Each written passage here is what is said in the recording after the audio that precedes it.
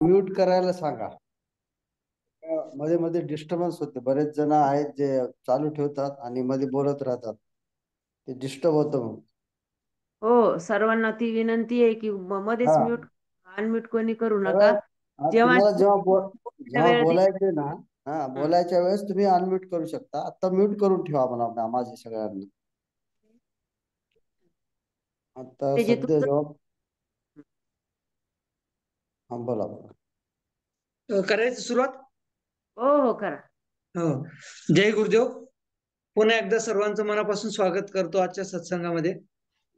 योग ब्रह्म ऋषी प्रभाकर गुरुजी यांना वंदन करतो सर्वप्रथम, आणि आपल्या सर्वांचे प्रेरणास्थान, ज्यांच्या प्रेरणेमुळे हा अव्याहतपणे अविरतपणे सत्संग चालू आहे, असले आपले पूजनीय आदरणीय सुनील गुरुजी आणि विनीता यांना वंदन करून मी आजचा सत्संग सुरू करतो. मित्रांनो, मानवी जीवन जगत असताना जन्माला आल्यानंतर प्रत्येकाला असं वाटत असतं की मी जास्तीत जास्त जगावं, आनंदी असावं, सुखी जीवन माझ्या पदरी असावं आणि दीर्घायुष्य व्हावं. दीर्घायुष्य म्हणजे 100 तरी मी पार करावे. नाही 100 पार करता आली तर निदान 75वी 60वी तरी पूर्ण करावी. म्हणून आजकाल 61 75वीचे अमृत महोत्सवाचे जे वाढदिवस असतात ते जोरात साजरे केले जातात. पूर्वीच्या काळी शतायुषी खूप लोक यायचे आपल्या प्रत्येकाच्या गावामध्ये. आपण जेव्हा लहान होतो ना, त्यावेळेस अनेक लोक, म्हणजे जवळपास गावाची जेवढी लोकसंख्या असेल त्याचे निम्मे लोक आपल्या आयुष्याचं शतक पूर्ण करायचे. माझी स्वतःची आजी 105 वर्ष वय होते तिचं, आणि शेवटपर्यंत धडधाकट होती, कुठली आजार नव्हती, आनंदी होती. पण जसजसं उत्क्रांती होत गेली, जसजसं विज्ञानाचे नवीन नवीन शोध लागत गेले, तसतसं हळूहळू आपलं आयुर्मान कमी होत चाललेले. पण तरी पण जगाच्या पाठीवर असे काही प्रांत आहेत, असे काही प्रदेश आहेत की त्या ठिकाणी दीर्घायुष्य लोक राहतात, जे आयुष्याची 100 सहज पार करतात. केवळ दीर्घायुष्यच असतात असं नाही, तर ते आपल्याला मिळाले आयुष्य आनंदाने, सुखाने आणि निरोगी जगत असतात. मग जगाच्या पाठीवर असे 5 प्रांत आहेत. ते कोणते प्रांत आहेत ते बघूया आपण. तर इटलीमध्ये सार्दिनिया नावाचा एक प्रदेश आहे. त्यानंतर कॅलिफोर्नियामधील लोयालिंडा, कोस्टारिका मधील निकोया, ग्रीस मधील इकारिया आणि जपान मधील ओकिनावा हे प्रांत आहेत. या प्रांतामधील लोक सुखी आहेत, आनंदी आहेत, समृद्ध आहेत, निरोगी आहेत आणि दीर्घायुष्य आहेत. या सगळ्या प्रांतामधील लोक कमी 3 पैकी 1 जण सहज 100 पार करतो. ज्यावेळी जगातील अभ्यासकांनी याचा अभ्यास केला तेव्हा त्यांना काही गोष्टी आढळल्या, आणि त्या गोष्टी ज्या आढळल्या त्यांना इकिगाई असं म्हणतात. तर या सर्व प्रांतांना ब्ल्यू झोन असं म्हटलं जातं, ज्या ज्या ठिकाणी लोक दीर्घायुष्य राहतात. मग त्यांच्या दीर्घायुष्याचं रहस्य उलगडण्यात आलं आणि ते जगापुढे मांडण्यात आलेले. त्याचाच आपण आज अभ्यास करणार आहोत. आपण पाहतो की पूर्वीच्या काळी, म्हणजे स्वातंत्र्य प्राप्तीच्या पूर्वी, ज्यावेळेस औद्योगिक क्रांती झालेली नव्हती, त्यावेळेस लोक सुद्धा दीर्घायुष्य होते, कुठलेही आजार नव्हते. पण औद्योगिक क्रांती झाली, विज्ञानाचे नवनवीन शोध लागत गेले, स्वातंत्र्य प्राप्तीनंतर आपण बदलत गेलो, आणि त्यानंतर हळूहळू काय झालं की आपल्या आयुर्मान हे हळूहळू कमी होत गेलं. मग काय फरक झाला आपल्या पूर्वीच्या काळात आणि आता प्रगतिशील नागरिकांमध्ये? तर पूर्वीच्या काळामध्ये जे लोक होते ते खूप वेळ शांत बसायचे, त्यांना कुठलेही जास्त कामं नव्हते, आणि शांत बसल्यात असल्यामुळे त्यांना कुठल्याही प्रकारचा स्ट्रेस नव्हता, धावपळ नव्हती, जगण्यासाठी धडपड नव्हती. जे मिळालं त्याचे समाधानी होते, समृद्ध होते, स्नेहबंध होते, एकमेकांमध्ये मदत करण्याची वृत्ती होती. आजकाल जसं पाहतो आपण, प्रत्येक जण ताणतणाव जगत असत, तसं त्यांना पूर्वी कधीतरी तणाव येतो. म्हणजे आयुष्यातून 4-2 घटना अशा घडायच्या की त्याच्यामध्ये ताणतणाव असायचा, पण हा तणाव लगेच निवळायचा. कारण मोठं कुटुंब राहायचं, नैसर्गिक आपत्ती आली, काही घटना घडली तरी एकमेकांना सावरून घ्यायचे, त्यामुळे तो तणाव जास्त टिकत नव्हता. त्यांना येणाऱ्या समस्या या खऱ्या समस्या होत्या. जसं जंगलात गेले, अचानक एखादा हिंस्र प्राणी वाघासारखा सिंहासारखा समोर आला, जेव्हा जगण्या मरण्याचा प्रश्न यायचा तेव्हा खऱ्या अर्थाने समस्या सुरू उभ्या राहायच्या आणि अशा समस्या खूप कमी होत्या. मग त्यातून त्यांना जगण्याचं बळ मिळायचं. एक तर जगायचं, जगण्यासाठी एक तर पळायचं का लढायचं. त्यासाठी शरीरामध्ये विशिष्ट प्रकारच्या यंत्रणा होत्या, विशिष्ट प्रकारच्या ग्रंथी होत्या, त्याच्यामधून स्राव पाजायचा. कार्टिसॉल आणि ॲड्रेनालिन नावाचे संप्रेरक आपल्या शरीरात उत्पन्न व्हायचे आणि त्यामुळे काय व्हायचं की तुमच्या शरीराला प्रचंड ऊर्जा मिळायची. त्यावेळी तुम्ही इतक्या जोरात पळायचे की एखाद्या ऑलिम्पिक मध्ये धावणारा धावपटूला सुद्धा तुम्ही मागे टाकू शकत असे, कारण आपल्याला जीव वाचवायची पडलेली असायची. अशा वेगवेगळ्या कारणामुळे आपण त्यावर जीव वाचत होतो. आता काय झालं, हे संप्रेरक आज पण आहेत, पण रोजच तुम्हाला ताण येतो, रोजच तुम्हाला तणाव येतो, रोजच समस्या उभ्या राहतात. म्हणून हे संप्रेरक काम करेनाशी झालेली. आजकाल पाहतो आपण सतत तणावात असतो, सतत कोणत्या ना कोणत्या टेन्शन मध्ये असतो, तणावात असतो. त्यामुळे आणि समस्या कुठली ना कुठली समस्या आपल्याला असते. एक समस्या निवारत लगेच दुसरी समस्या उभी राहते. त्यामुळे सतत कंटिन्यू आपण ताणतणावाखाली राहतो आणि आपल्या ज्या समस्या आहेत त्या आभासी समस्या आहेत. साधी मोबाईलची बेल वाजली तरी आपल्याला टेन्शन येतं, एखादी मेसेज आला टेन्शन येतं, बॉसने बोलवलं टेन्शन येतं. अशा वेगवेगळ्या कारणामुळे आपण टेन्शन मध्ये राहतो आणि भविष्याचा विचार करतो, असं झालं तर असं होईल. या समस्या खऱ्या म्हणजे कदाचित त्या येणार पण नाही, पण आपण विचार करूनच अर्धमेले होतो आणि त्यामुळे या आभासी समस्यामुळे आपल्याला ताणतणाव येतो आणि सतत तणावामुळे असल्यामुळे आपल्याला वेगवेगळ्या गंभीर आजारांनी ग्रासले. बीपी, डायबिटीज, हायपरटेन्शन असे अनेक प्रकारच्या मनोकायिक व्याधी ज्याला सायकोसोमॅटिक डिसीज म्हणतो, या गंभीर समस्येने आपण ग्रासले गेलो होतो. आणि या समस्या पहा अशातच सुरू झाली. गेल्या 20 ते 25 वर्षापासून या आजारांचं प्रमाण वाढलेलं आहे. एका संशोधनानुसार डायबिटीज आपला 2025 नंतर 2030 पर्यंत आपण जगामध्ये भारत ही जगामध्ये डायबिटीजची राजधानी होणार आहे. प्रत्येक 5 व्यक्ती मागे एकाला डायबिटीज झालेले, हार्ट अटॅकचं प्रमाण वाढले. हे सगळं कारण काय आहे? आपण धावतोय, पैशाच्या मागे धावतोय आणि त्यामुळे सगळे नातीगोती मागे पडलेले, सगळ्या गोष्टी मागे पडलेल्या आहेत. मग यावर काय करायचं, तर यासारख्या जे ब्लू झोन मधले जे प्रांत आहेत, प्रदेश, याच्यातून काहीतरी शिकण्यासारखं आहे.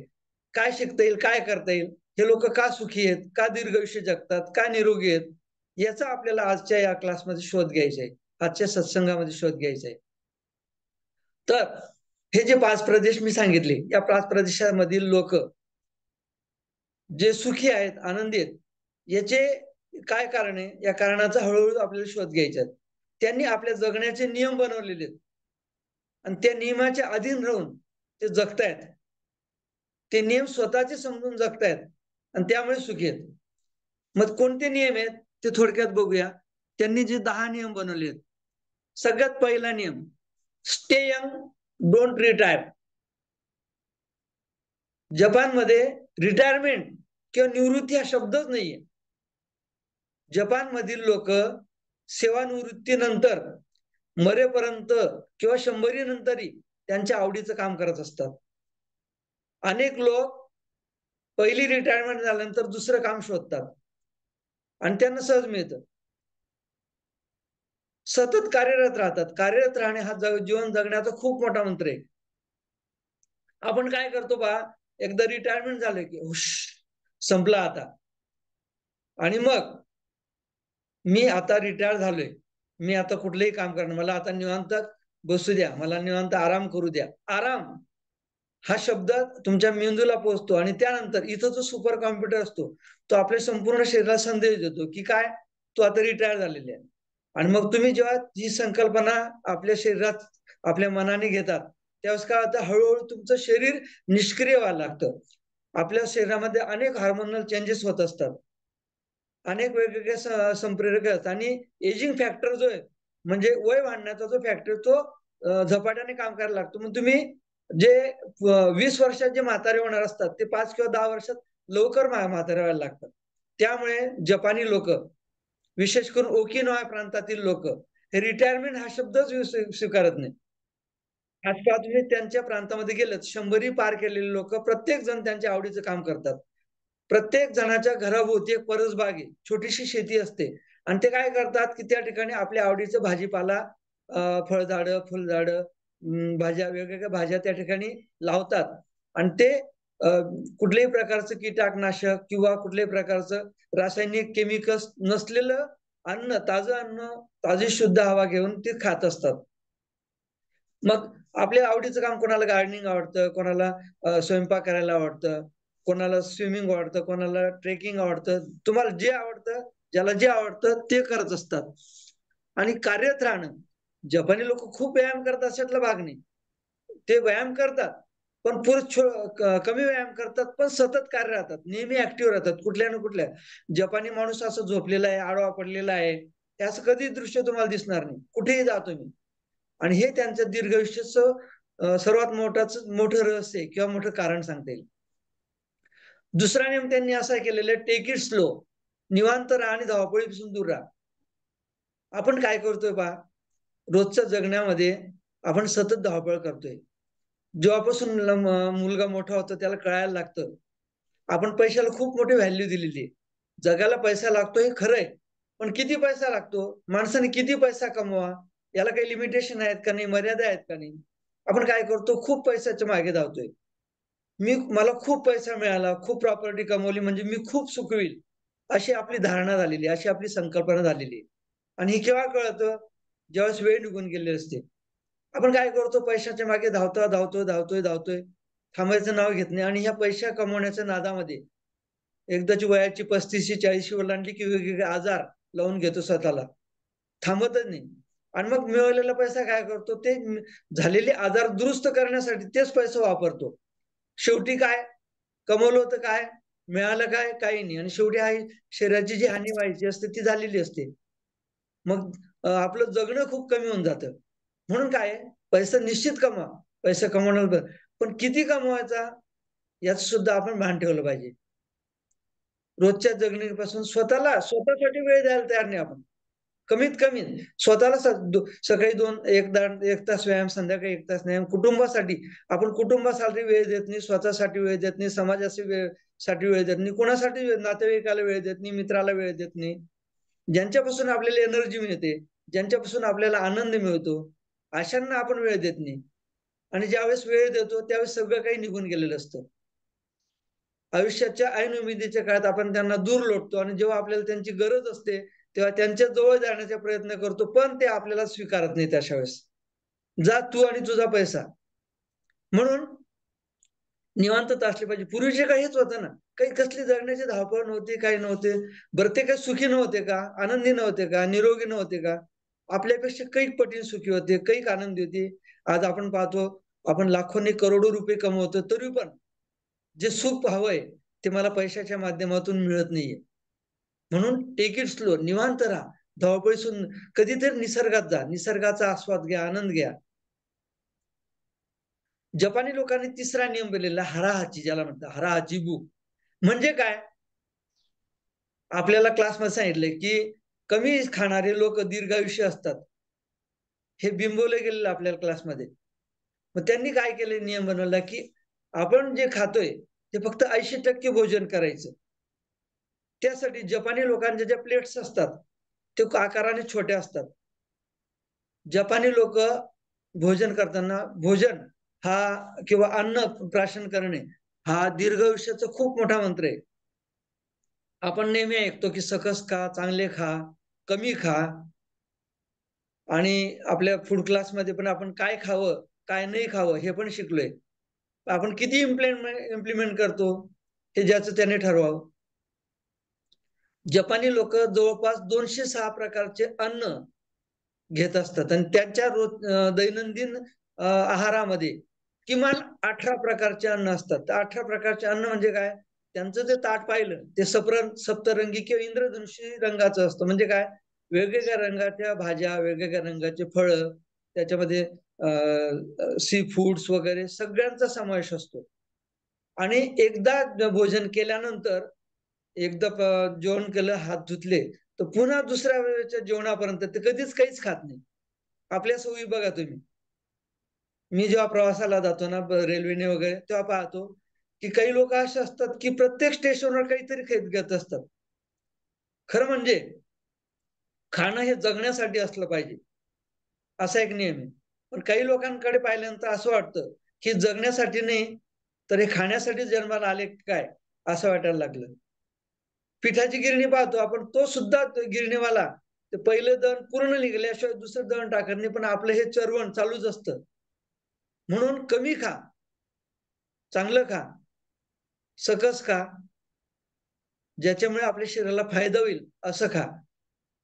जपानी लोक हा नियम कटाक्षाने पाळतात. लहानपणापासून त्यांच्या मुलांवर संस्कार झालेले असतात. ते एकदाच घेतात, ताटामध्ये मावेल एवढंच घेतात, पुन्हा घेत नाही आणि तेवढंच खातात. म्हणून मग हे कसं ठरवायचं 80%? जेव्हा आपल्याला आपण जेवण करताना जेव्हा वाटेल की माझं पोट आता थोडंफार भरलेलं आहे, बऱ्यापैकी भरलेलं आहे आणि मी पुन्हा खाऊ शकतो, मी पुन्हा खाऊ शकतो, असं जेव्हा तुम्हाला वाटतं, तेव्हा तिथं स्टॉप करायचं. आणि हा जीवन जगण्याचा किंवा दीर्घायुष्य जीवन जगण्याचं खूप मोठं मंत्र आहे. आजकाल आपण पाहतो लग्न कार्यामध्ये, वेगवेगळ्या समारंभामध्ये गेल्यानंतर काय परिस्थिती असते? बफे असेल किंवा पंक्ती असतील, किती आपण प्रकारचं आपण अन्न वाया घालतो. जगातले अनेक लोक अन्नाविना मरतात आणि आपण किती मोठ्या प्रकारचं अन्न वाया घालतो, याचा विचार करण्याची गरज आहे. म्हणून हारा अचिबू म्हणजे काय? एकूण तुमच्या क्षमतेच्या फक्त 80% आहार घ्यायचा, हा मंत्र ते कटाक्षाने पाळत असतात. म्हणून पहा, जपानी माणूस तुम्हाला कधीच ढेरी सुटलेला किंवा खूप स्थूल असा दिसणारच नाही. ते प्रकार सगळे आपल्याकडेच दिसतील.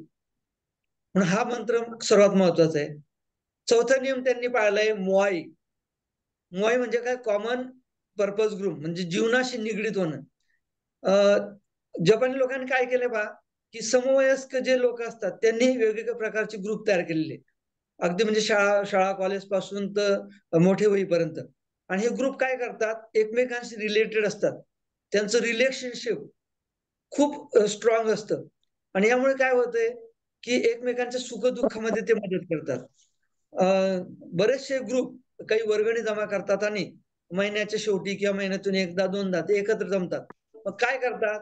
गप्पा गोष्टी, आपले जे छंद असतात ते छंद पूर्ण करतात, स्वतःवर खर्च करतात, छानपैकी एन्जॉयमेंट करतात आणि ज्याला ग्रुप मधल्या कोणालाही जर उरलेले पैसे काय करतात, की ज्याला कोणाला गरज असेल त्याला ते डोनेट करतात. एखाद्यावर नैसर्गिक आपत्ती आली, एखाद्यावर आर्थिक संकट कोसळलं तर सगळे मिळून त्याला मदत करतात. तर ही संकल्पना कशी सुरू झाली? पूर्वी जपानमध्ये काही-काही शेतकरी खूप गरीब असायचे आणि त्याला शेती करायला खूप अडचणी यायच्या. मग अनेक शेतकरी जे सधन होते, ज्यांची शेती करून व्हायची, ते त्याला मदत करायचे आणि या संकल्पनेतून मोआय, एम-ओ-आय नावाची एक संकल्पना उभी केली त्यांनी आणि ही संकल्पना स्ट्रॉंगली उभी आहे. जसं पाहतो पूर्वीच्या काळी आपल्याकडे खेड्यापाड्यामध्ये एक म्हणजे 40-50 वर्षापूर्वी एकत्र कुटुंब पद्धती होती. 40-40, 50-50 लोकांचं कुटुंब राहायचं. याचे फायदे असे व्हायचे, की कुटुंबामध्ये एखादं संकट आलं, एखादी वाईट घटना घडली, तर सर्वजण एकमेकांना सावरून घ्यायचे. म्हणून जे दुःख आहे, वाटून घेतलं जायचं आणि त्या दुःखाचा भार एकट्यावर यायचा नाही. पण नंतर काय झालं, हळू-हळू एकत्र कुटुंब पद्धती कमी झाली. नोकरी व्यवसायाच्या निमित्तानं आपण शहरात आलोय. नवरा-बायको आणि मुलगा, 1 किंवा 2 मुलं. एवढं छोटंसं चौकोनी कुटुंब झालं आणि यामुळे काय झालं आणि आपण पैशाच्या मागे धावतोय. समाजापासून दूर गेलो, नातेवाईकापासून दूर गेलो, सगळ्यांपासून दूर गेलो, मग एकटे पडलो. त्यामुळे कुठलंही संकट आलं, तर त्याचा भार एकट्यावर येतो आणि त्यामुळे तो टेन्शन, तो स्ट्रेस, ते दुःख झेलण्याची क्षमता आपल्यामध्ये नाही राहिली. आणि हा आपलं आयुष्य याच्यामुळे आपलं आयुष्य कमी होत गेलं.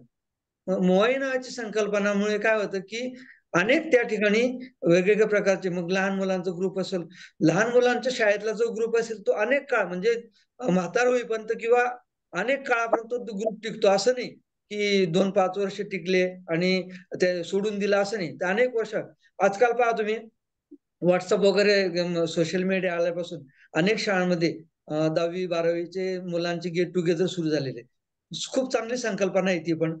माझा स्वतःचा मी 10वीला असतानाचा एक ग्रुप बनवला आणि गेल्या 20 वर्षापासून आम्ही गेट टुगेदर करतोय. दरवर्षी एकत्र येतोय अनेकांच्या लग्न कार्यामध्ये सहभागी होतो. त्यानंतर कोणाच्याकडे मृत्यू झाला, काही झालं तर आम्ही भेटायला जातो.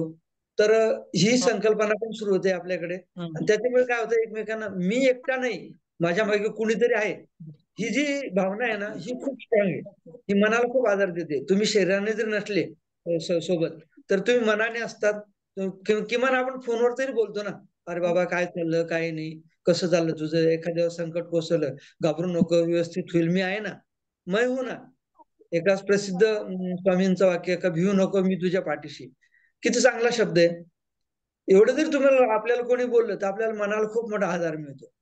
नका तुम्ही आर्थिक मदत करू, नका तुम्ही भेटायला तुम्ही, एवढं जरी बोलले ना तरी खूप आहे. म्हणून मोय नोयाची संकल्पना स्ट्रॉंगली जपानमध्ये राबवली जाते. पुढचा नियम त्यांचा ग्रॅटिट्यूड. आपल्याला क्लासमध्ये पण सांगितले, ग्रॅटिट्यूड खूप चांगली भावना आहे. आपण ऋण व्यक्त केलं पाहिजे, आभार मानले पाहिजे. कशाबद्दल? सकाळी उठल्यापासून तर रात्री झोपेपर्यंत प्रत्येक गोष्टीच्या ग्रॅटिट्यूड मध्ये राहिलं पाहिजे. सकाळी उठल्यानंतर परमेश्वराने एवढा आपल्याला सुंदर दिवस दिलेला आहे, त्याच्याबद्दल आभार माना. करोना काळामध्ये पाहिलं की अनेकांचे आयुष्य होत्याचे नव्हते झाले. काल होते बघता बघता आज नाहीसे झाले. त्याच्यातून आपल्याला देवाने वाचवलं, त्याच्याबद्दल देवाचे आभार माना. उद्याची पहाट मी पाहणार एकाने मला आज झोपताना माहित नसतं, पण उद्या सकाळी सूर्योदय पाहतो मी, त्या देवाचे आभार मानूया. त्या निसर्गाचे आभार माना. निसर्ग काय देत नाही आपल्याला, प्रत्येक गोष्ट देतोय. आपलं जे जीवन सुखी आहे ते निसर्गामुळेच आहे. प्रत्येक गोष्ट निसर्गाकडून मिळते आपल्याला, त्या निसर्गाचे आभार माना. ज्या आई वडिलांनी आपल्याला जन्म दिलेला आहे त्यांचे आभार माना. पहा तुम्ही, आपल्याला सगळं धडधाकट शरीर आहे, धडधाकट पाय आहे, धडधाकट हात आहे, आपण डोळ्यांनी बघू शकतो, कानाने ऐकू शकतो, तोंडाने बोलू शकतो, चालू शकतो, काम करू शकतो. समाजात गेल्यानंतर अनेक लोक पाहतो आपण ज्यांना डोळे नाहीये. ही सुंदर सृष्टी आहे, ती पाहण्याचं भाग्य त्यांच्या नशिबात नाहीये. चांगलं संगीत ऐकण्यासाठी त्यांना ऐकू येत, ते त्यांचे कान कर्ण बधीर आहेत. काही मुके आहेत, कोणाला पाय नाही, चालता येत नाही, कोणाला हात नाही, अशा अनेक व्याधी आहेत. या सगळ्या गोष्टी आहेत. माझ्या डोक्यावर छत आहे, छप्पर आहे, सुखी कुटुंब आहे. याच्याबद्दल ते विधात्याचे कधीतरी आभार मानलेत का आपण? नाही मानलेत ना. आपण संकटात सापडताना आपल्याला अनेक मित्र परिवार, आपले नातेवाईक मदत करतात, कधीतरी त्यांचे आभार माना. ज्या गुरूंनी आपल्याला एवढं मोठं ज्ञान दिलं, लहानपणाच्या शिक्षकापासून तर कॉलेजपर्यंत, आपल्या अध्यात्मातले गुरु, सगळ्या प्रकारचे गुरु, ज्यांच्यामुळे मी या लेव्हलला आलो, त्या गुरूंचे कधीतरी आभार माना, त्यांच्या ऋणात राहा. खूप आहे आभार मानण्यासाठी प्रत्येक गोष्टीचं. परत सजीव गोष्टींचा आभार मानायला पाहिजे का? असं नाही ना. निर्जीव गोष्टींचा आभार मानू शकतो आपण. प्रत्येक गोष्ट जी तुम्हाला मिळालेली, कोणाच्या तरी संघर्षामधून, कोणाच्या तरी कष्टातून आप तुमच्यापर्यंत आले, त्याचे आभार माना. हे आभार मानण्यामुळे काय होतं, खूप छान फिलिंग येतं. अनेक गोष्टीपासून तुम्ही मुक्त होतात. म्हणून ही सवय लावून घ्या. म्हणून ग्रॅटिट्यूड ही खूप सुंदर भावना आहे. ग्रॅटिट्यूड मध्ये राहा, ऋणात राहा. प्रत्येकाची ऋण माना.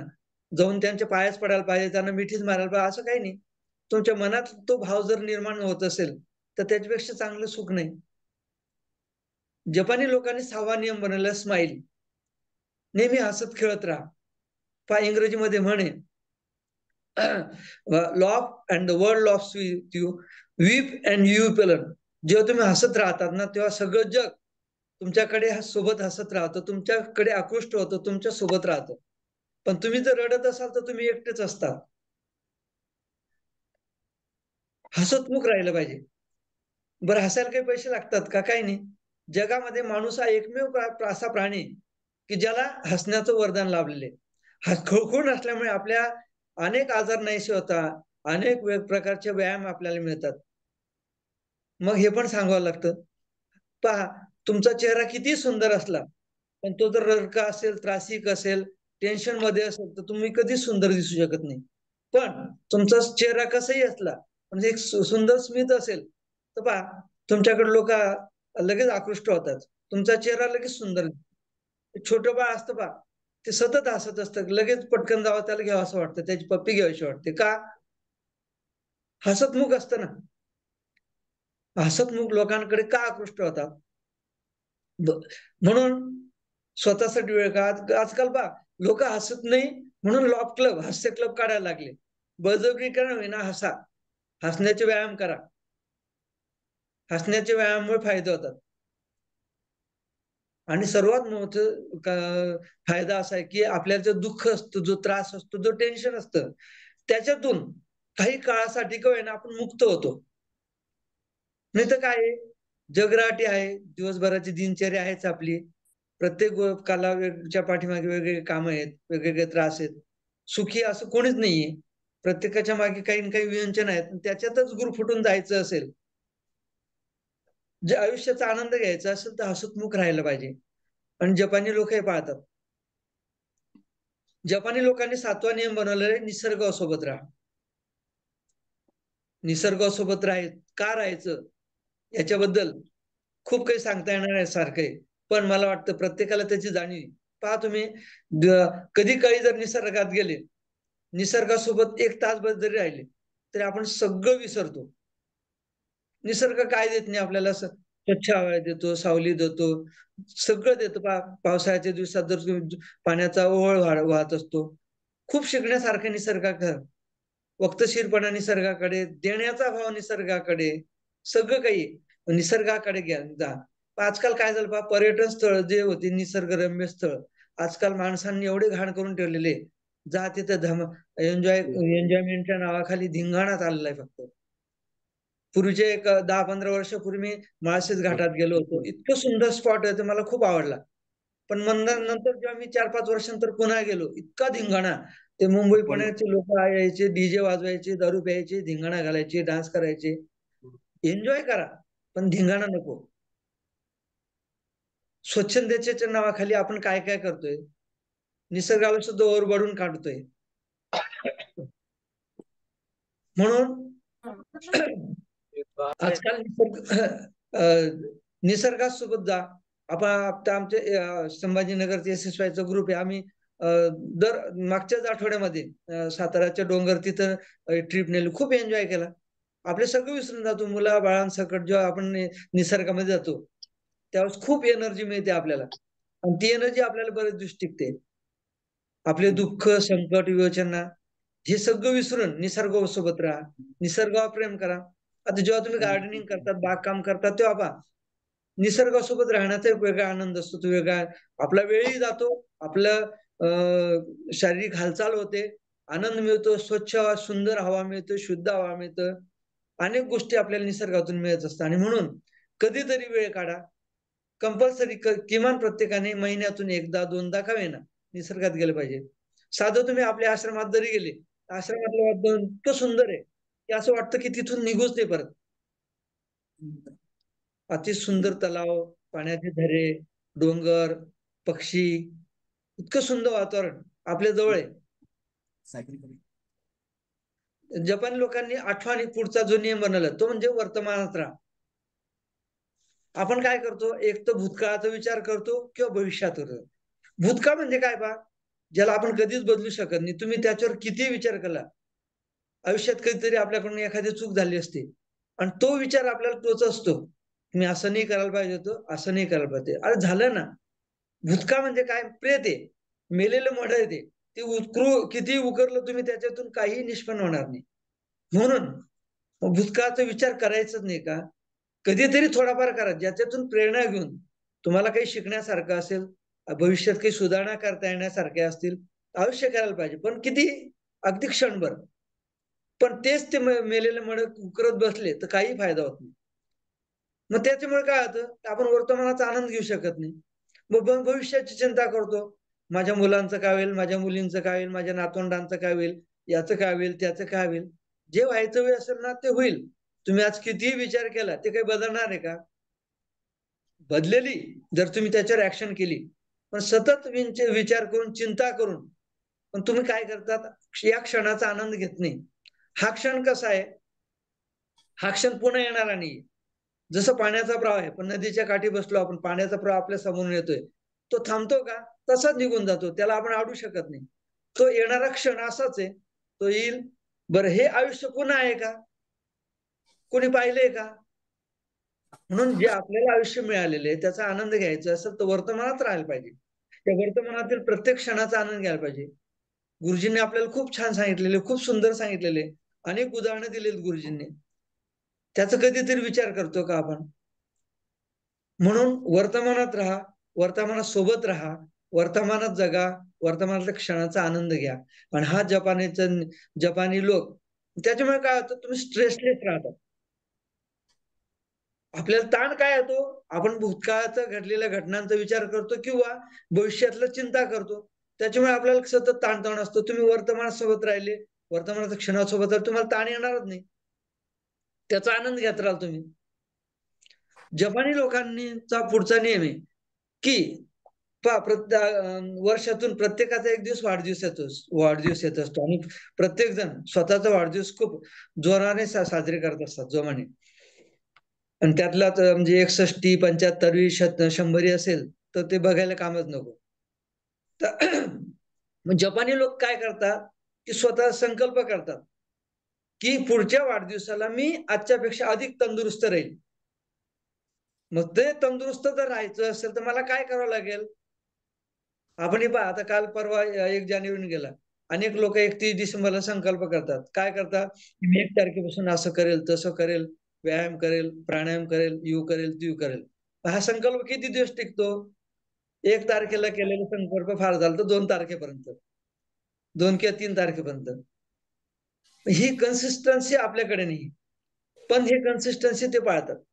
मग पुढच्या वाढदिवसाला तंदुरुस्त राहण्यासाठी मला जे काही करायचं असेल, जे मला करायचं असेल, ते वर्षभर करतात आणि त्या पद्धतीने फॉलो करतात. हा त्यांचा नियम आहे. दीर्घायुष्य फक्त जपानमध्ये जे असं नाही, आपल्या भारतात सुद्धा एक उदाहरण आहे. वाराणसीचे स्वामी शिवानंद, कदाचित तुम्ही ऐकलं असेल. त्यांचं वय 128 वर्ष पूर्ण झालेली. त्यांच्या आधार कार्डानुसार त्यांची जन्मतारीख 8 ऑगस्ट 1896 आहे. तर ते 2 वर्षापूर्वी म्हणजे 2022 मध्ये त्यांना शासनाने पद्मश्री पुरस्कार देऊन त्यांचा गौरव केला. त्यांची जीवन पद्धतीचे पहिले अनेकांनी त्यांच्या मुलाखती घेतल्या. तर ते रोज सकाळी 3 वाजता उठतात. 3 वाजता उठून रोज 1 तास दररोज प्राणायाम करतात, व्यायाम करतात, योगा करतात. पूजा अर्चा करतात, स्वतःचं काम आजही या वयात स्वतः करतात. अजूनही थंड पाण्याने अंघोळ करतात. दिवसातून एकदाच जेवतात आणि सर्वात महत्त्वाचं उकडलेलं अन्न खातात ते. गेल्या 128 वर्षात त्यांनी फक्त एकदाच गोड पदार्थ खाल्लेले आहे. एकदाच जिलेबी खाल्ली, ते सुद्धा एका कार्यक्रमामध्ये बळजबरी त्यांना खाऊ घालण्यात आली. तर ते करू शकतात, तर आपण काय नाही करू शकत. अजूनही तंदुरुस्त आहेत ते. अजून त्यांना म्हणजे 1-2 वर्षापूर्वी फक्त चष्मा लागला, नाही तर तोपर्यंत चष्माही नव्हता. चालतात, सगळे कामे करतात. अजून जपानी लोकांचं खाण्यामधलं एक वैशिष्ट्य पहा, ते लोक जगाच्या तुलनेने 1/3 साखर खातात. 1/3 म्हणजे इतर देशात जर जेवढी साखर खात असेल, त्याच्या फक्त 1/3 साखर खातात आणि जगाच्या तुलनेत निम्मे फक्त मीठ खातात. म्हणजे आपल्या भारतात 12 ते 14 ग्राम जर मीठ आपण खात असू, तर ते फक्त 6 ग्रॅम मीठ खातात. हा पण भाग आहे. आणि जपानी लोकांनी तर सर्वात महत्वाचा जो नियम बनवलेला आहे की फाइंड युअर इकिगाई. आता इकिगाई म्हणजे काय? इकी म्हणजे जगणं, गाई म्हणजे प्रयोजन. म्हणजे काय? Purpose of life. प्रत्येकाच्या आयुष्य जगण्याचा एक पर्पज असतो.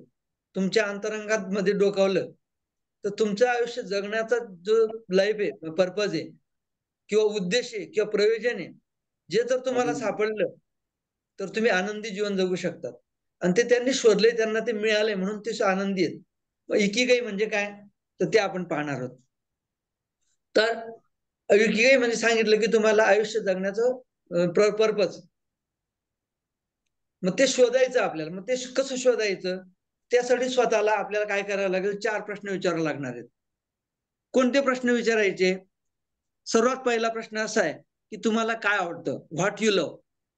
मग पहा, कोणाला शिकवणं आवडतं, कोणाला डान्स आवडतो, कोणाला स्वयंपाक करणं आवडतं, कोणाला गार्डनिंग आवडतं. तुम्हाला जे आवडतं असेल ना, ते करा. नंबर 1. नंबर 2, त्याची जगाला गरज आहे का? What the world needs. तुम्हाला जे आवडतं ते जगाला आवडतं का? किंवा जगाला त्याची गरज आहे का? उदाहरणार्थ, मला क्रिकेट खेळायला आवडते. मग जगाला त्याची गरज आहे का? जगाला पण आवडतं का? हो आवडतं. पण नुसतं आवडून फायदा आहे का? तर म्हणून तिसरा प्रश्न असा विचारायचा की तुम्हाला त्याचे पैसे मिळतात का? What you can paid for. त्याचे तुम्हाला पैसे मिळू शकतील का? आता मला क्रिकेट आवडतं, जगाला त्याची गरज आहे, जगाला पण आवडतं आणि त्याचे पैसे पण मिळतात.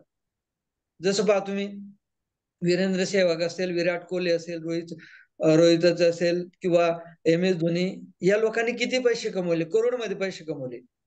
कारण त्यांना क्रिकेट खेळणं आवडत होतं, त्यांना त्या जगाला गरज होती आणि त्यांना त्याचे पैसे मिळाले. आणि चौथा शेवटचा प्रश्न, what you are good that. तुम्ही त्याच्यात पारंगत आहेत का? हे चारही गोष्टी जर तुम्हाला येत असेल असतील तर ते तुमचं इकिगाई. मग पहा, पहिल्या ज्या दोन गोष्टी आहेत, म्हणजे तुम्हाला ते आवडतं आणि जगाला गरज आहे, दोन्ही गोष्टी जर असतील तर ते तुमचं मिशन होतं, ते तुमचं ध्येय होतं. आता दुसरी आणि तिसरी गोष्ट जर असेल तुमच्याकडे, जगाला आवडतं आणि तुम्हाला त्याचे पैसे पण मिळतात, ते तुमचं व्होकेशन. आता पहा, मी नोकरी केली, मी शिकवत होतो, ते शिकवण्याची गरज पण होते, मी शिक्षक होतो आणि मला पैसे पण मिळत होते. मग ते काय झालं, माझं व्होकेशन झालं, माझं ते उपजीविके साधन मी केलं. दुसरी आणि तिसरी जर गोष्ट कॉमन असेल, तिसरी आणि चौथी गोष्ट कॉमन जर असेल, म्हणजे त्याचे पैसे पण मिळतात आणि मी त्याच्यात पारंगत पण आहे, ते माझं प्रोफेशन होतं. आणि पहिली आणि चौथी गोष्ट कॉमन असेल की मला ते आवडतं आणि मी त्याच्यात पारंगत आहे, मग ते माझं पॅशन होतं. त्या गोष्टीला तुम्ही पॅशन करा. आता पहा, मला 3 गोष्टी जर येत असेल आणि एक गोष्ट नसेल तरी पण तुमचं ते इकिगाई होऊ शकत नाही. पहा, पहिली गोष्ट आहे मला आवडतं, नंतर दुसरी गोष्ट आहे त्याला जगाची गरज आहे, जगाला त्याची गरज आहे, आणि तिसरी गोष्ट आहे जगातून त्याचे पण पैसे पण मिळतात, पण मी त्याच्यात पारंगत नाहीये. मग काय होईल? तर मग मला त्याच्यातून उत्सुकता असेल, त्याच्यानंतर मला आत्मसन्मान पण मिळेल, पण अनिश्चितता असेल. कारण का? मी त्याच्यात पारंगत नाही. आता पहा, दुसरी गोष्ट, अशा प्रकारचा हा चार्ट आहे, हा दिसत असेल तुम्हाला, हा चार्ट आहे. तर पहिली गोष्ट, तुम्हाला आवडतं, तुम्ही त्याच्यात पारंगत पण आहेत आणि जग त्याला त्याचे पैसे पण देतं, पण नाही, जगाला आवडतं पण त्याच्यातून पैसे जर मिळत नसतील तर काय होतं, तुम्हाला कम्फर्टेबल बट फिलिंग एम्प्टीनेस, तुम्हाला समाधान मिळेल पण कुठेतरी गुणेपणाची, रिक्तपणाची भावना त्याच्यामध्ये निर्माण होईल. नंतर पहा तुम्ही,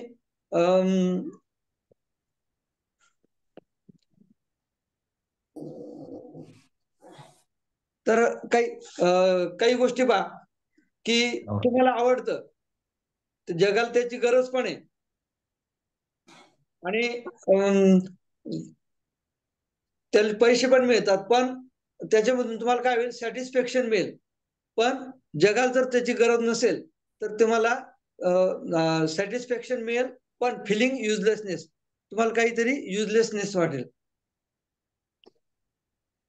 त्यानंतर जर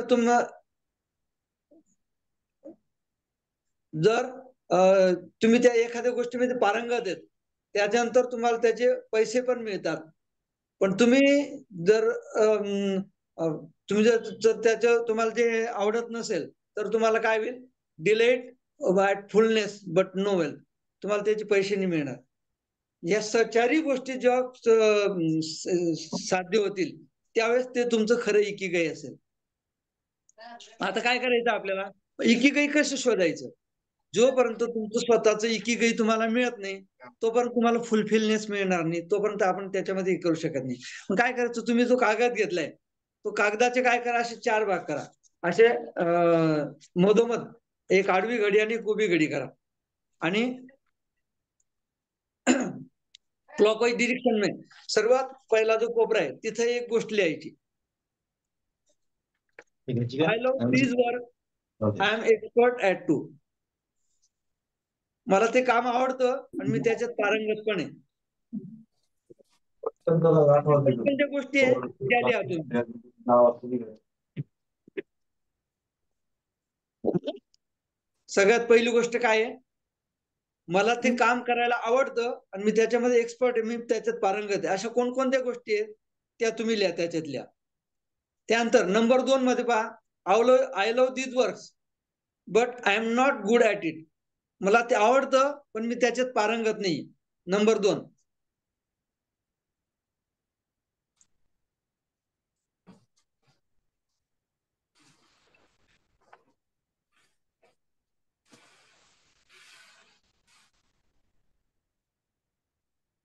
आपल्याला स्वतःच जर इकिगाई शोधायचं असेल त्या 4 गोष्टी लिहायच्या. आता नंबर 3 लिहा, I don't love these works but I know how to do it. मला ते काम करायला आवडत नाही पण ते कसं करायचं हे मला सगळं माहिती आहे. जसं आपण सध्या जे काम करतो, मी एखादी नोकरी करतो, मला आवडत नाही पण मला काय होतं त्याच्यातून 2 पैसे मिळत आहे, माझी उपजीविका वाढते, मी माझ्या कुटुंबाचा चरितार्थ चालू शकतो म्हणून मी ते करतोय. मग ते तुमचं इकिगाई होऊ शकत नाही.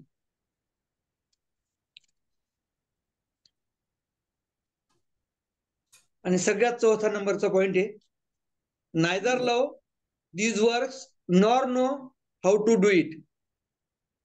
मला ते काम करायला आवडत पण नाही आणि ते कसं करायचं हे मला माहित पण नाही. मग आता प्रत्येक याच्यामध्ये कोणकोणत्या गोष्टी येतात हे तुम्ही लिहायचं.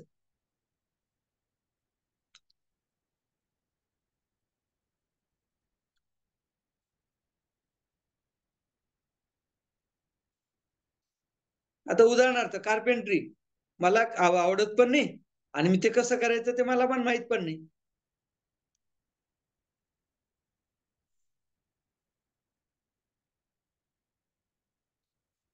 मग आपल्याला स्वतःच जर इकिगाई शोधायचं असेल तर काय करायचं लागेल, अंडरस्टँड युअरसेल्फ, स्वतःला ओळखावं लागेल. मग फेल पीपल काय करतात की they don't know about them, ते स्वतः विषयीच जागरूक नसतात, स्वतःला ओळखू शकत नाही म्हणून ते आयुष्यात यशस्वी होऊ शकत नाही. आता आता याचे कमीत कमी 2-3 तरी हे लिहा तुम्ही. आणि सगळं लिहिल्यानंतर विचार करा की आपला जास्तीत जास्त वेळ आपण कुठे घालवतो, आपण वेळ कुठे वाया घालवतो आपला. मला जे आवडतं आणि मी त्याच्यात पारंगत आहे याच्यात करतो, की मला ते आवडतं पण मी त्याच्यात पारंगत नाहीये याच्यात करतो, की मला आवडत नाही पण तरीही मी करतो ह्याच्यात वेळ घालवतो, की मला ते आवडत पण नाही आणि करावंसं वाटत नाही याच्यात वेळ घालवतो. या सगळ्याचा विचार करून आपल्याला स्वतःच आपलं इकिगाई शोधायचंय.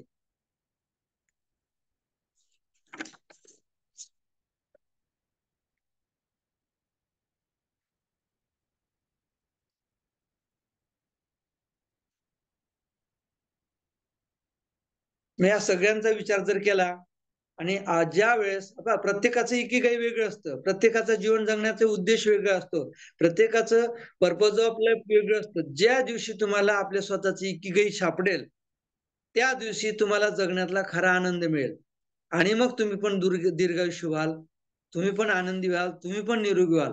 पण हळूहळू तुमचे असलेले नसलेले आजार पण नाहीसे होतील. आणि मग आपण जन्माला आलो ते आनंदासाठी आलेले, जगण्यासाठी. समोरचा अर्धा ग्लास भरलेला आहे, तुमचा दृष्टिकोन कसा आहे की अर्धाच ग्लास भरलेला आहे, अर्धा तरी रिकामाच आहे. पण ज्यावेळेस तुमचा दृष्टिकोन बदलेल की अरे अजून अर्धा ग्लास भरलेला आहे, त्यावेळेस खरी जगण्याची गंमत येईल. तसं तर आपल्याला यशस्वीने खूप दिले, जीवनाकडे बघण्याचा दृष्टिकोनच आपल्या बदलून टाकलेला आहे. तरी पण काय होतं, कळतं पण वळत नाही. आपण हळूहळू काय करतो, ते ज्ञानापासून दूर दूर जातो आणि पुन्हा आपले प्रॉब्लेम सुरू होतात. मग काय करा, स्वतःची इकिगाई शोधा आणि इकिगाई शोधल्यानंतर की जीवन म्हणजे काय. तुम्ही आनंद पिक्चर पाहिला असेल की त्याच्यामध्ये राजेश खन्ना म्हणतो की बाबू मोशाय, जिंदगी लंबी नहीं बड़ी होनी चाहिए, मौत के डर से अगर हमने जीना छोड़ दिया तो जीना किस काम का. आपण तरी काय करतोय की उद्या मरण म्हणून आजच मरतोय.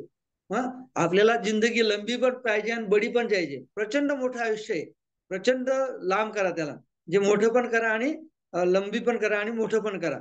म्हणून त्यासाठी आजचा हा क्लास आहे. तर मला वाटतं इथं आपण थांबूया. तर अजून काही विचारायचं असेल तर आपण थांबूया आणि जय गुरुदेव. जय गुरुदेव.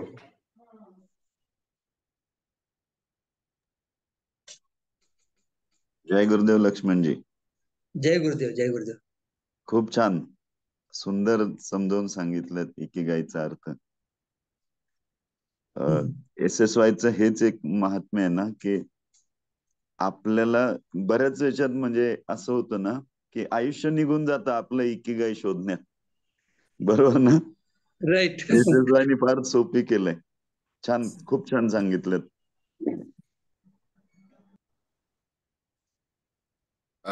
जय गुरुदेव. जय गुरुदेव. गुरुजी, विषय खूप चांगला आहे. म्हणजे हा पुस्तक तर वाचण्यात आलं होतं, त्याची अजून ग्रॅव्हिटी अजून खूप जास्त लक्षात आली. मला एक गोष्ट अशी वाटते की इकिगाई नुसती सांगून उपयोग नाही, ती अंमलात येणं Right. आवश्यक आहे.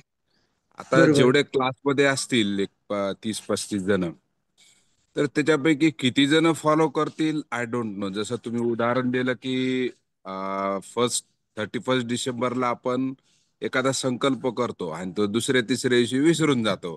तशी Right. तुम्ही सांगितलेली की काही विसरून जाऊ नये, मग यासाठी आपण एकतर आपल्या स्तरावर प्रयत्न करावे. और अदरवाईज मला एक असं वाटतं की जसं सत्संग आपण ऑनलाईन घेतोय, तर एक कार्यशाळा घ्यायला काय हरकत आहे आपण आश्रमावर. यातले किती बरोबर. लोक येते बघू, एखादी डेट ठरवली तर त्या दिवशी त्यांची इकिगाई शोधण्यासाठी आपण एकमेकांना मदत मात्र नक्की करू शकतो. वर्कशॉपच असेल दिवसभराचं, त्याचं विचार मंथन, तो काय करू शकतो आयुष्यात, आतापर्यंत काय केलेले, पुढं काय असायला पाहिजे. एक सुंदर म्हणजे पॉवर ऑफ इंटेन्शन मधलं एक एक्झाम्पल मला खूप छान आवडतं. ते म्हणजे आपल्या आयुष्याची ब्ल्यू प्रिंट आपण कधीच तयार केलेली नसते, परंतु बाहेर आपण जे काही इकॉनॉमिक प्रोजेक्ट वगैरे किंवा काही गोष्टी असतात ज्याचं अल्पायुष्य असतं, त्यासाठी आपण ब्ल्यू प्रिंट तयार असते, नियोजन असतं, प्लॅनिंग राहतं, पण आपल्या आयुष्याचं प्लॅनिंगच आपण कधी करत नाहीत. मग अशा वेळेस ते ब्ल्यू प्रिंट तयार होणं बी गरजेचं, आणि ते विथ इकिगाई असेल तर डेफिनेटली प्रत्येक जण हा सक्सेसफुल होईल. तर माझं एक सजेशन आहे आणि गुरुजींनाही विनंती आहे की जर एक वर्कशॉप जर ठेवल्यासाठी आपल्या आश्रमावर, त्या निमित्ताने आपण एकत्र भेटूयात बी सर्वजण. काहीतरी निमित्त लागतं भेटायला, और अदरवाईज मग हे क्लास चांगला चालू आहे. खूप सुंदर झाला आजचा सत्संग. खूप खूप धन्यवाद. जय गुरुदेव. जय गुरुदेव. संभाजीनगरच्या आश्रमामध्ये 3 दिवसाची शॉर्ट एमसी असते. त्यामध्ये हा होय. विषय ठेवला तर आपलं ते जे आता डॉक्टर गोविंद जावडे सरांनी म्हणलं त्याप्रमाणे ते आपलं जे संकल्प आहे तो सिद्धीला जाऊ शकतो. म्हणजे तुमचे जे विचार आहेत गुरुजी, ते आता हे आम्ही वही पेन घेऊन बसलो, त्यातले किती जण लिहिले, किती जणांच्या मध्ये गेलं फारसं नाही सांगता येणार. जसं वर्कशॉप घेतलं शॉर्ट एमसी मध्ये तर ह्याचे इफेक्ट अजून चांगले होते. आणि त्या निमित्तानं शॉर्ट एमसीच्या निमित्तानं लोक पण येतील तिथे.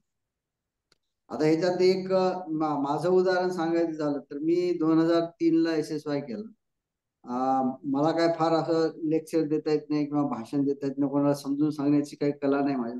पण मी एक तत्व ठेवलं, प्राणायाम कधी मिस करत नाही, कुठेही गेलो तरी प्राणायाम मिस करत नाही. 2 वेळेस, कमीत कमी 2 वेळेस समाधी अभ्यास होतो. त्याच्यामुळे आज एकदम समाधानी आहे, सुखी आहे, आरोग्य चांगलं आहे. एक तत्व पाळायचं, गुरुजींनी काय सांगितलं, रोज प्राणायाम करा, 2-3 महिन्यातून एकदा एमसी ला जा. हे सगळे तत्व मी अजून पाळतो. जय गुरुदेव. जय गुरुदेव लक्ष्मणजी. जय गुरुदेव. जय गुरुदेव. छबुताई बोलते. हो, बोला बोला. शेवटचे 4 जे तुम्ही सांगितलेत पॉइंट, त्याचा सार आहे पूर्ण सत्संगाचा. आवडतं करतो, पॅशन आवडतं पण आवडत नाही पण करत राहतो. आणि जे तुम्ही सांगितलं लिहायला की केक तुम्ही काय काय करता दैनंदिनी मध्ये ते लिहा रोज. तर मला असं वाटतं, माझा एक अंदाज इन्क्लुडिंग मी, आवडतं पण करायला मिळत नाही, कारण जे आवडत नाही तेच करत बसतो, त्याच्यात आपला खूप वेळ जातो. आणि आता जे दोघांनी सजेशन दिलेत चांगले सजेशन्स आहेत, पण सगळेच AMC ला येतील किंवा सगळेच कार्यशाळेत येतील असं नाही. सत्संग मात्र अविरत चालू आहे आपला. तर सर्वांनी एक होमवर्क करावा रोज ह्या सगळ्या 4 पॉइंटवर, आणि कुठे जास्त आपण वेळ घालवतोय ह्याचा एक कन्क्लुडिंग रिमार्क प्रत्येकाने मिळालं की मग एका सत्संगामध्ये शेवटी तुम्ही आणखीन एखाद्या महिन्यानी सगळ्यांना विचारू शकता की तुमचा वेळ मॅक्झिमम कुठे जातोय, मग त्याच्यावर काय सोल्युशन काढता येईल, याच्यावरती एकदा उहापोह व्हायला पाहिजे. छान आहे, करूयात. येस. जय जय गुरुदेव. गुरुदेव. बोला बोला. जय गुरुदेव. हा, आपल्या आश्रमात पुढील शिबिर आहे 7 जानेवारीला. तर ते 7 जानेवारी ते 12 जानेवारी असेल. त्याच्यासाठी आपले डॉक्टर दिलीपजी यांना संपर्क करा.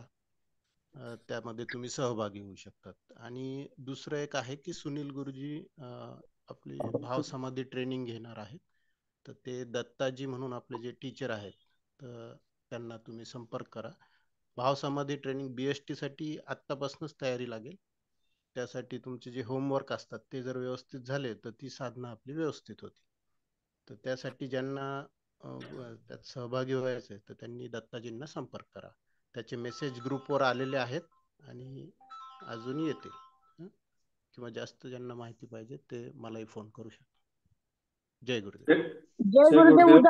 उद्या भाव समाधी ट्रेनिंग कधी आहे? मेसेज तुमचा पाठवतो मी, 1 मिनिट. ओके. त्याचा जय मेसेज गुरुदेव. आलेला आहे. 2 मिनिट. तुम्ही तोपर्यंत दुसरे शेअर करा, मी तो मेसेज उघडून तुम्हाला सांगतो. जय गुरुदेव. उद्या हा, जय गुरुदेव. जय गुरुदेव. हा, बोलायचं. जय गुरुदेव मॅडम. जय गुरुदेव. नमस्कार साळुंके सर, नमस्कार. हो, नमस्कार. जय गुरुदेव. मी वैजनाथ डोमाळे. मी 2003 मध्ये SSY केलेला आहे आणि SSY शी बरेच दिवस आहे, निगडीत आहे, अजूनही संपर्कामध्ये आहे. मी पाटबंधारे खात्यामध्ये अभियंता म्हणून कार्यरत होतो. 17 मध्ये मी सेवानिवृत्त झालो. त्याच्यानंतर एक शहरामध्ये एक म्हणजे मला एकीकडे सापडली, काय मला तुम्ही गाईड करा प्लीज. तर इथं एक भारतीय योग संस्थांचे योग वर्ग, निशुल्क योग वर्ग चालवले जातात. तर शहरामध्ये 50+ योग केंद्र आहेत जवळजवळ. तर मी त्यातल्या जवळजवळ एक 5-6 केंद्रावर जाऊन योगा वगैरे शिकवतो. आम्ही दोघं पती पत्नी, आम्ही दोघांनी SSY केलंय, माझी मिसेस आणि मी. आणि रोज त्यामुळे काय होतं की सकाळी 6ला योग वर्ग असतो, तर आम्ही 5ला उठून तयारी करतो, योग केंद्रावर जातो, तिथं योग शिकवतो, योगा करतो पण. आणि बऱ्याच लोकांच्या तिथं भेटी होतात. तर त्यामुळे सकाळी छान वाटतं, इंटरॅक्शन होतं लोकांची. आणि आपलं योगासन प्राणायाम केल्यामुळे स्वतःला छानही वाटतं. आणि आता म्हणजे हे योगा आम्हाला आवडतो, आमची फॅशन आहे. यशस्वानी आम्हाला ती देणगी दिलेली आहे आपल्याला, आणि जगालाही ते आवडतं, जगाला त्याची गरज पण आहे. फक्त त्यातनं पैसा मिळण्यापेक्षा समाधान मिळतं. पैशाची आवश्यकता नाहीये, कारण आता पेन्शन पण शासन देत आहे आम्हाला, त्यामुळे पैशाचा प्रश्न मिटलेला आहे. तर हे एकीगाई सापडली असं आम्ही समजतो, आम्ही स्वतःला. तर धन्यवाद. आज तुम्ही आम्हाला परत एकदा त्याची वर्तमानात राहण्याची गुरुकिल्ली तुम्ही समजावून सांगितली, त्याबद्दल धन्यवाद. जय गुरुदेव. जय जय गुरुदेव. हा, कोण बोलतो? जय गुरुदेव. जय गुरुदेव गुरुजी. जय गुरुदेव. मी जय गुरुदेव. 1997 ला SSY केलेले. उषामा आणि माझे काका, आणि त्यांच्या दोघांमुळे मी हे SSY 1997 ला केलं होतं.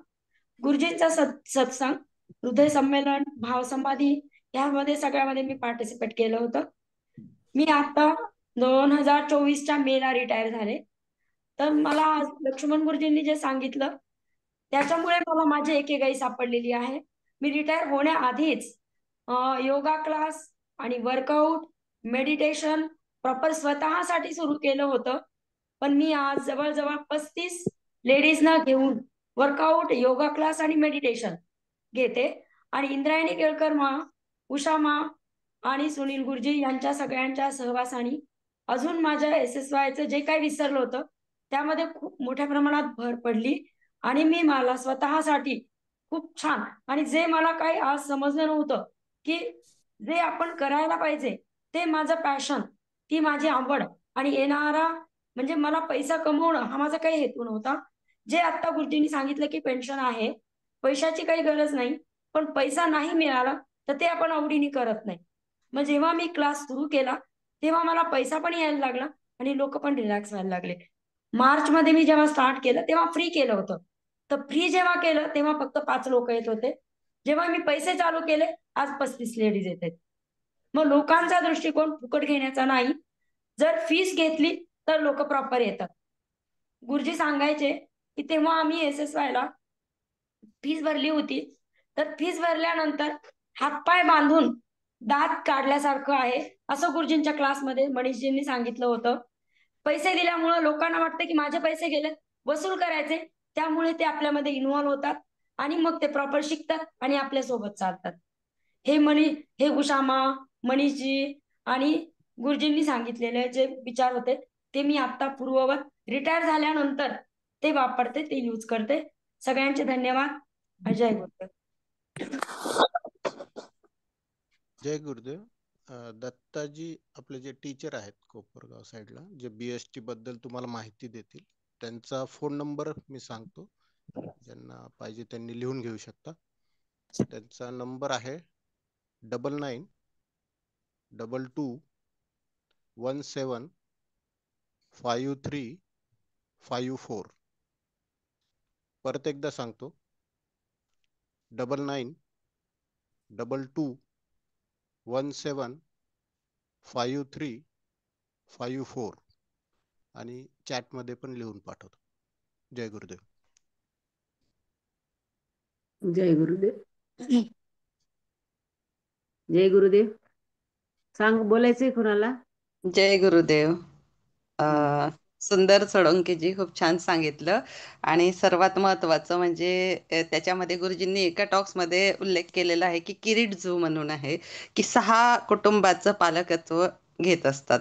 तर आपण तर काय गुरुजींनी जसं सांगितलं सोळंके गुरुजींनी की शेवटी की SSY ने अशी काही तत्व दिलेले आहे की आपल्या जीवनाचा कडे बघण्याचा दृष्टिकोन पूर्णपणे बदलून गेलेला आहे, पूर्ण पॉझिटिव्हनेस आपल्यामध्ये आलेला आहे. पण जसं मी साळुंकेजींना एक लिंक आज एक मेसेज पाठवला आणि त्यांनी मला ही लिंक पाठवली तर मी ही 6-7 जणांना लगेच पाठवली. तर आपण पालकत्व तर काही घेऊ शकत नाही, पण अशा प्रकारचे जर सत्संगाची लिंक आपण 6-7 जणांना, आपल्याशी रिलेटेड लोक असतील त्यांना जर पाठवली तर खूप त्यांना ह्या सत्संगाचा फायदा होतो असं मला दिसलं. आणि गुरुजींनी तर हेच करायला सांगितलंय, सेवा वगैरे. तर अशा पद्धतीने केलं तर आपण सगळे जोडले जाऊ, एवढं मात्र 100% आहे. जय गुरुदेव. आणि मी भरपूर सत्संगाची लिंक सगळ्यांना पाठवत असते. तर जेव्हा मला लोक विचारतात की मॅडम तुम्ही पाठवलेल्या लोकांना आम्ही जॉईन आहे, तेव्हा छान वाटतं. काही कारणास्तव मी जरी दूर गेली पण लोक जॉईन आहे त्याला, याचा खूप आनंद होतो. तर अशा प्रकारे लिंक पाठवत राहा. जय गुरुदेव. जय गुरुदेव. छान, सर्वांनी छान शेअरिंग केलेलं आहे. आणि आपल्याला गुरुजींनी स्वतः म्हणजे ऋषी प्रभाकर गुरुजींनी जो क्लास दिलेला आहे सिद्ध समाधी योगाचा, ह्याच्यामध्ये सर्व काही येतं की जेव्हा शेवटचा क्लास मी हे करणार, मी ते करणार, असे उत्स्फूर्तपणे आपल्याला म्हणजे ही इच्छा असते. पण आपण जेव्हा याच्यामध्ये राहतो की दैनंदिन याच्यामध्ये येतो, काळाच्या ओघात थोडस विसरलं होतं. त्याच्यासाठीच AMC, BST, टीचर ट्रेनिंग, जे काही पुढचे कोर्स आहेत की आपण त्या सानिध्यात सत्संगामध्ये राहू. आणि हे गुरुजींनी एवढंसं रोप लावलेद्वारे आणि त्याचं वेलू गेला गगनांतरी असं म्हणतात. तसं याच्यामध्ये लॉकडाऊन मध्ये काहीच नव्हतं आणि त्यावेळेस सुनील गुरुजींनी हा सत्संग सुरू केला. खरोखर दर शनिवारच्या सत्संगामध्ये काय काय मिळतं आणि काय काय नाही याचा आपण गणतीच करू शकत नाही. कारण प्रत्येक सत्संग हा आपल्यासाठी सर्वांसाठी वैशिष्ट्यपूर्ण असाच असतो. आणि माझी एवढी सगळ्यांना, जसं आता ललिताजींनी सांगितले की सर्वांनी पुढे पुढे लिंक पाठवत जावा. कमीत कमी प्रत्येक सत्संगाच्या वेळेस आणखी लोक येतील म्हणजे आपला एनर्जी ग्रुपमध्ये जास्त टिकून राहते. आणि असं काय म्हणजे ह्याच्यात सांगितलेलं आहे की आपल्याला मोबदला मिळायला पाहिजे. मोबदला हा पैशाच्याच रूपात नाही तर आपल्याला प्रत्येक म्हणजे आपण प्रत्येक कार्य करतो. तुम्ही दिलं तर गुरुजींचं जसं तत्व आपलं यशस्वी व्हायचं आहे, काहीतरी दिलं तर काहीतरी घ्यावंच लागतं. तुमची इच्छा असो किंवा नसो, फळ हे मिळतच असतं. त्यामुळे आपल्याला जे करायचंय करत राहतोय ते करत राहायचं हेच करायचंय जीवनभर. जय गुरुदेव. धन्यवाद. जय लक्ष गुरुदेव. छान जय झालं. गुरुदेव. हा, जय गुरुदेव. उषामा. ते बोलू का गुरुजी? हा, एक मिनिट जरा मी बोलतो मग बोला तुम्ही. जय हो, गुरुदेव. बोला बोला. तर सगळ्यात महत्वाचा सत्संग खूप छान झाला साळुंके सर. धन्यवाद. आणि आपले म्हणजे उदयजींनी सांगितलेलं आहे 7 तारखेपासून आपलं रेसिडेन्शियल शिबिर सुरू होत आहे. त्याच्यानंतर फेब्रुवारीमध्ये 22, 23, 24, 25, 26 5 दिवसाची AMC सर्वांनी नोट करून ठेवा आणि रजिस्ट्रेशन करायला सुरुवात करा. आणि दुसऱ्यांना पण सांगा. 22, 23, 24, 25, 26 फेब्रुवारी अशा पद्धतीने असेल. तुम्हाला सर्वांना यायचं आहे. बरं, चालेल, असू दे, लावू. यायचंय. ओके. जय गुरुदेव. सर्वांना जय गुरुदेव. नक्की नक्की. जय गुरुदेव. लक्ष्मणजी, आवाज येतो का माझा? येतोय. जय गुरुदेव. जय गुरुदेव. हा मी बोला. गिरीश जोशी बोलतोय सांगलीहून. बोला बोला. तुम्ही जपानचा उल्लेख केला वगैरे वगैरे, पण मी परत लगेच आकर्षित झालो. इतर या व्यापातनं तुमच्या कोर्सला म्हणजे तुमच्या सत्संगाला जॉईन झालो.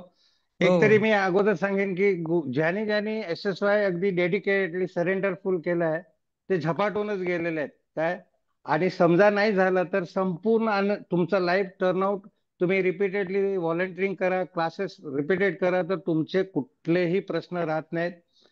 आणि तेव्हा जे मी आयडियल वर्ल्ड मध्ये मी जे लिहिलं होतं ते मला डॉक्टर राजू कुकडेने सांगितलं की तुम्ही एकदा आयडियल वर्ल्ड वाचून जाऊ तुमचं लिहिलेलं. मग त्यात जे जे लिहिलेलं होतं ते माझं नॅचरली घडलं. माझा सायकल प्रवास सांगली ते हिमालय झाला 2500 किलोमीटर. तिथून मग बेंगलोरला झाला 1000 किलोमीटर. मी TTC ला गेलो. काय आणि जे काही माझ्या इच्छा होत्या नॅचरली पूर्ण झाल्या आणि फिजिकली फिट राहतोच आहे. वयाच्या 38व्या वर्षी कोर्स केला. 67व्या वर्षी मी सांगली ते गुजरातला शिफ्ट सायकलीवरनच झालो. काय आणि ह्यामध्ये माझी एक इच्छा होती की जपान टूर करायचा म्हणजे वर्ल्ड टूर करायचा सायकलवरनं. माझे जोडीदार आणि 20 वर्षांना मोठे आहेत, पण ते आता वार्धक्यामुळे त्यांना भरपूर प्रॉब्लेम सुरू झाला म्हणून ते सायकल टूरचा नाद सोडला. पण माझी इच्छा फिरायची होती, माझी मुलांनी पूर्ण केल्या. तर जपानला जाऊन आलो आणि हे आपले अशोक सराफ जे आहेत ते किमान 1 लाख रुपयामध्ये जपानचा टूर करतात. आणि आपण गुरुजीने जो पाहिलाय ना आदर्श जग, तो जपान आहे. तुम्ही आनंदानं नाचून उठलं इतकं स्वस्त. आता मला आठवतंय IPL ची तिकीट तेव्हा अहमदाबाद टू मुंबईला 25,000 ची होती. तर ह्यांनी 40,000 मध्ये जापान जाऊन येऊन जाण्याची तिकीट माझ्या एका मित्राला काढून 1 लाख रुपये टूर घडवला. त्याला 10,000 बी वाचले. म्हणजे त्याचा टूर 90,000 ला झाला. तर मी सगळ्यांना सांगेन, मी नंबर शेअर केलेला आहे अशोक सराफचा. जपान हा अप्रतिम देश आहे. गुरुजींच्या आदर्श जगाचा व्याख्यात बसणार आहे. तर आय विल रिक्वेस्ट यू. आणि तुम्ही जे 7 पॉईंट सांगितले जपानीजचे, तर ते तंतोतंत तुम्ही प्रॅक्टिकली बघू शकता. हे मला शेअरिंग करायचं होतं. धन्यवाद लक्ष्मणजी. आपण भरपूर राहिलेलो आहे तुमच्याबरोबर आनंदानं भरपूर वेळ घालवलेला आहे आपण. आणि तुम्ही आमच्या गावाकडे जवळ राहताय. सोनी गावात तुम्ही भरपूर गावचं म्हणजे काय प्रगती पथावर तुम्ही आणलेलं आहे. तर धन्यवाद. जय गुरुदेव. धन्यवाद. जय गुरुदेव. जय गुरुदेव. उषामा, लक्ष्मणजी, दिलीपजी, जय गुरुदेव. भेटूया एकदा. हो नक्कीच. प्रेयर करूया. छान गरम स्वेटर घालून बसला तुम्ही. मॅडम एकदा का हो, वारंवार का नाही? नाही नवीन वर्षाच्या आता एकदा देवाणघेवाण यू आर विचार व्हेरी वारंवार. Calculative in your talk. नाही वारंवार भेटणारच आहोत. एकदा पुन्हा एकदा भेटू म्हणताय म्हटलं का नवीन वर्ष. नवीन वर्षाची भेट एकदा. Your Marathi language is very funny. मी गुजराती आहे. Sorry for that. नाही ऑनलाईन भेटतोच आहोत ना. एकदा ऑफलाईन भेटू एकदा. पुन्हा एकदा सगळ्यांना नवीन वर्षाच्या शुभेच्छा. येस. जय गुरुदेव. प्रेयर करूया आपण. उषामाचा प्लॅटफॉर्म आवडतो मला. गुरुजींची प्रतिमा दिसते पाठीमागे छान. गुरुजींसोबत असल्यासारखं वाटतं ना. आता गुरुजी तर आपल्यासोबत सततच आहे. हो हो हो. उषामा एक वाक्य बोलते. बोला. तुम्ही केळकर मॅडम, उषामा, सगळे सर्व गुरुजी, सगळे माझे आदरणीय, जे तुम्ही स्वतःच्या फॅमिलीतला, स्वतःच्या मुलांमधला जो वेळ दुसऱ्यासाठी देत आहे, तो पैशापेक्षा पण खूप मौल्यवान आहे. आणि सगळ्यांची धन्यवाद. कारण आपली गेलेली वेळ पुन्हा कधीच परत येत नाही. वेळ सगळ्यात महत्वाची आहे. पैसे आपण कमवू शकतो, वेळ पुन्हा रिव्हर्स येत नाही. तुम्ही जो हा 1 तासाचा वेळ सर्वांसाठी देताय, ती खूप खूप खूप मोठी गोष्ट आहे. त्या तुम्हा सर्वांचे धन्यवाद. जय गुरुदेव.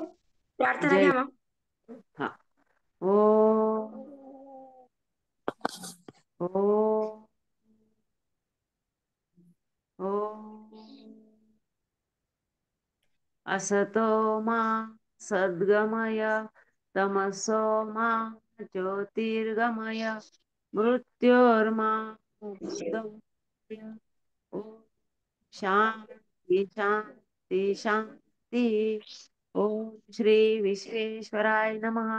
ओम श्री विश्वेश्वराय नमः. ओम श्री विश्वेश्वराय नमः. ओम श्री ऋषी प्रभाकराय नमः. ओम श्री ऋषी प्रभाकराय नमः.